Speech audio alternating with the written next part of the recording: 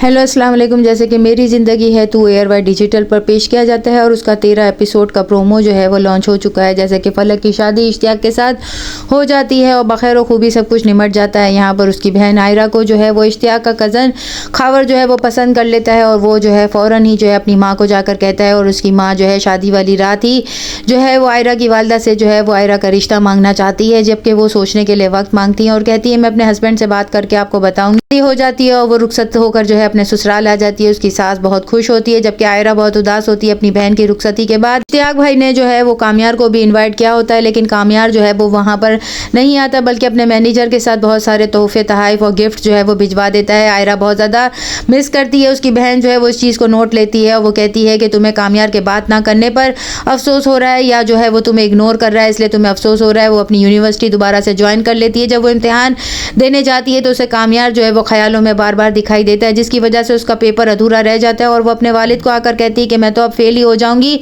उसके वालिद उसे आस दिलाते हैं कि मैं जो है वो प्रोफेसर से बात करूंगा, लेकिन प्रोफेसर कहते हैं कि हम इसे क्लियर नहीं कर सकते, इसे नेक्स्ट टाइम जो है दोबारा अगले साल पेपर देना होगा। यही बात उसकी दोस्त कामयार को जाकर बताती है, जिस पर कामयार कहता है कि मैं कब आया था उससे मिलने के लिए, जिस पर वो कहती है आप आए नहीं थे लेकिन उसके ख्यालों में आए थे, वो हर वक्त आपको याद करती है। लेकिन वो इस बात को तस्लीम नहीं कर रही, थोड़ी ज़िद्दी है। यहाँ पर कामयार को हंसी आ जाती है कि चलो ये बात तो पता चली कि वो उसे मिस करती है। वो दिल ही दिल में कहता है कि यानी मैं जो है वो अब जीत चुका हूँ, मैं इतनी आसानी से तुमसे दस्तबरदार नहीं हो जाता, तुम्हारे दिल में भी कहीं ना कहीं मेरे लिए जगह ज़रूर पैदा होगी। यहाँ पर कामयार की दादी जो है ओल्ड एज होम में जो है आयरा के साथ जब मुलाकात करती है तो उसे अपने पास बिठाती है और फिर उसे पूछती है कि कामयार तुम्हें अब तंग तो नहीं कर रहा, जिस पर आयरा कहती है नहीं अब वो मुझे तंग नहीं करता। लेकिन वो जब वहाँ से चली जाती है तो रास्ते में कामयार मिलता है और वो उसे इग्नोर करके आगे बढ़ जाता है और ये बात उसे जो है वो बहुत ज़्यादा इंसल्टिंग लगती है। जो है वो ये चीज़ महसूस करती है वो घर में अटेंशन नहीं दे रही, खाना पीना नहीं खा रही। वो उसे लेकर होटल जाती है, वहाँ पर कामयार के साथ उसकी दोस्त आई होती है। वो उसे देखकर जो है वो बहुत ज़्यादा जो है खामोश हो जाती है, जबकि वो